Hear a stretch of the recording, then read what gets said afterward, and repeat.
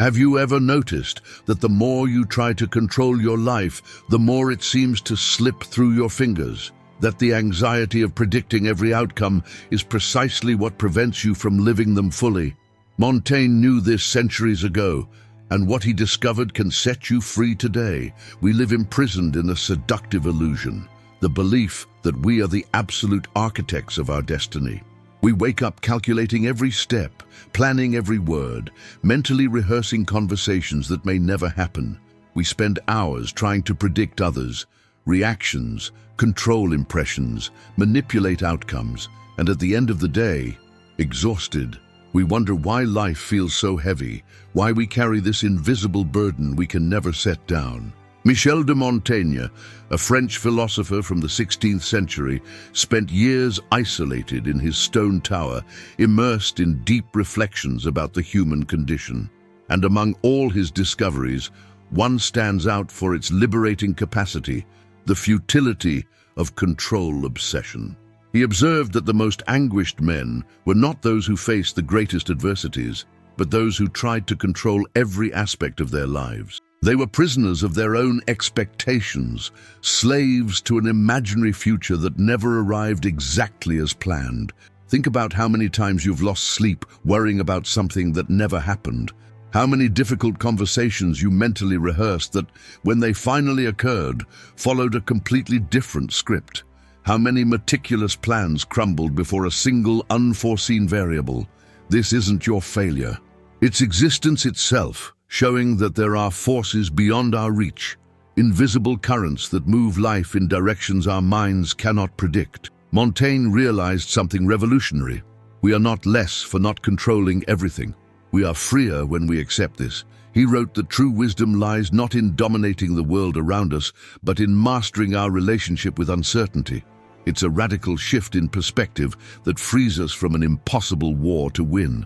But how did we reach this point of obsession? The answer lies in how we were taught to view success. Since childhood, we've absorbed the narrative that successful people are those who have total control over their lives. The heroes in the stories we hear always know exactly what to do, always foresee obstacles, always execute perfect plans. We grew up believing that the mark of maturity is the ability to control every variable of our existence. This belief transforms us into perpetual life strategists. We calculate, plan, predict, and when something goes off script, when reality dares to diverge from our meticulous plans, we collapse. Anxiety sets in not because something bad happened, but because we lost control. And that's where the real problem lies. We confuse control with security, predictability with peace. Montaigne observed that this need for control comes from a deep fear of our own vulnerability. We control because we fear the unknown. We plan obsessively because uncertainty terrifies us. But he asked a disturbing question. What if this attempt to control everything is precisely what makes us more vulnerable? What if, by trying to shield every aspect of life, we're actually building increasingly tighter prisons? Think of the person you know who seems lightest, most at peace. It's probably not someone who has everything under control. It's someone who learned to dance with uncertainty, to surf the waves of the unpredictable without drowning in desperation, trying to stop the ocean. These people aren't naive or careless. They simply understood something fundamental about the nature of existence. The truth is, we live in a universe of complex interdependencies, where each action generates thousands of unpredictable reactions. You can control your choices, but you cannot control how the world responds to them. You can control your words, but not what they awaken in the heart of whoever hears them. You can control your efforts, but not all the results they produce. And here's the revelation that changes everything. This isn't a weakness. It's the very essence of life. Uncertainty isn't a bug in the system. It is the system. And when you stop fighting against it, when you stop treating it as an enemy, something extraordinary happens. You become free. If this idea has already resonated with you, imagine what comes next. Subscribe to not miss this journey of discovery and liberation. Montaigne proposed a radical approach. Instead of trying to control external events, we should focus on controlling only one thing: our response to them. It's a subtle but transformative shift. It's not passivity or resignation. It's concentrated power, energy redirected from the impossible to the possible. When you're stuck in traffic, you can spend mental energy trying to control other cars, cursing the universe, fantasizing about alternative routes. Or you can accept that you're there, in that moment, and choose how to respond to it. You can use that time to listen to something that nourishes your soul, to practice conscious breathing, to simply exist without resistance. The difference between these two approaches isn't in external circumstances. They're identical. The difference is where you place your power. In the first case, you surrender it to circumstances, becoming their hostage.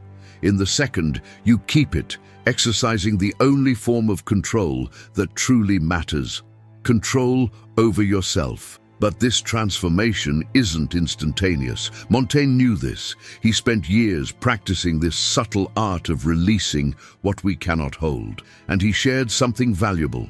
Every time you catch yourself trying to control the uncontrollable, pause, breathe, ask yourself, is this under my control? If the answer is no, let go.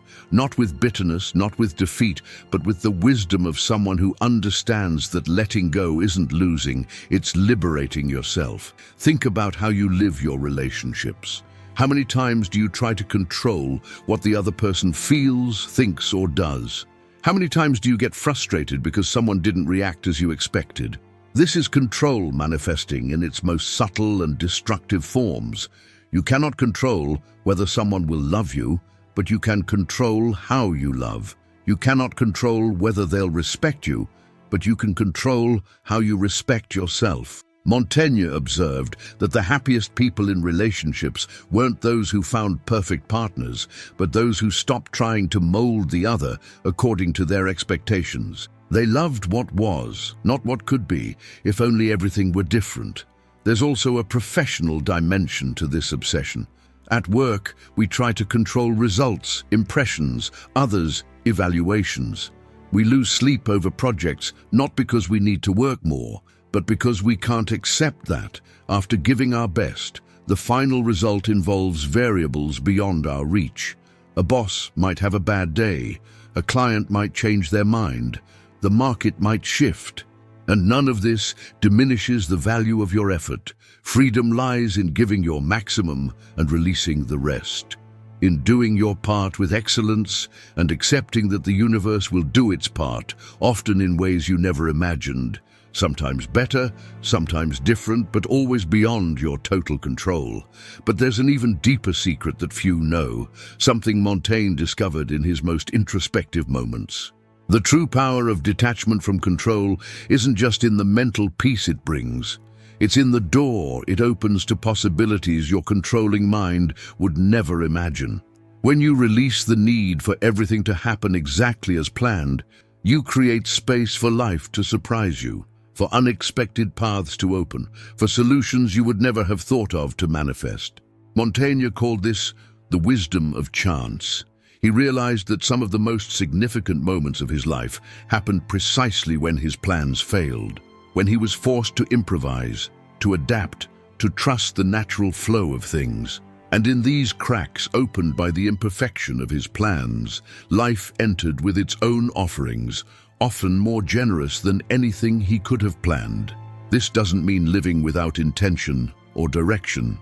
It means having the wisdom to distinguish between healthy planning and obsessive control. Planning is charting a path, defining an intention, preparing yourself. Obsessive control is demanding that every stone on the path be exactly where you decided it should be, that every curve appears when you determined, that the weather obeys your preferences.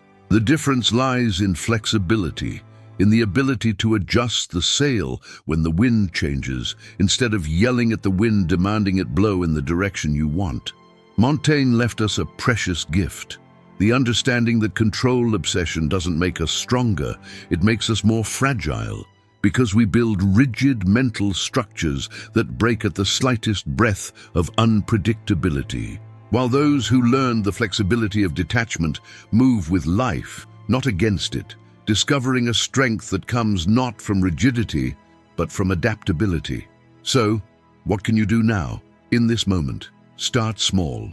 Identify one area of your life where you're trying to control the uncontrollable. Maybe it's someone's opinion about you. Maybe it's the outcome of a project. Maybe it's a family member's behavior. Choose one thing and consciously let go. Not with defeat, but with wisdom. Observe what happens when you stop spending mental energy trying to control that variable. Notice the lightness that emerges, the space that opens, the energy that returns to you, now available for things that truly matter and are in fact under your control. This is the journey Montaigne invites us to take, from a life of obsessive control to a life of serene wisdom. From an existence trapped in rigid expectations to a fluid experience of being alive. And the most beautiful thing is that you can start now, in this moment, with a simple choice: letting go. If this video touched something in you, if these words echoed in a deep place in your consciousness, leave your like. Comment below what area of your life you struggle most with control. Subscribe to the channel to continue this journey of self-discovery. And share with someone who needs to hear this message of liberation, because in the end, true freedom doesn't come from controlling everything around you. It comes from releasing what was never in your hands to begin with. And in this act of letting go, you discover the only power that truly matters: power over yourself.